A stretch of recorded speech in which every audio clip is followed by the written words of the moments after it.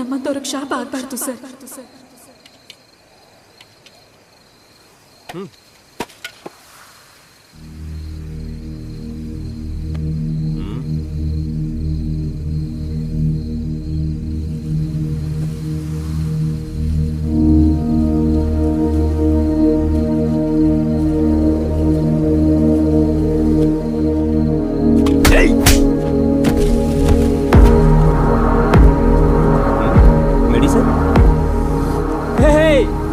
ಇದು ಮೆಡಿಸಿನ್ ಅಲ್ರು, ಈ ಎಣ್ಣೆ ಕಂಡ್ರು.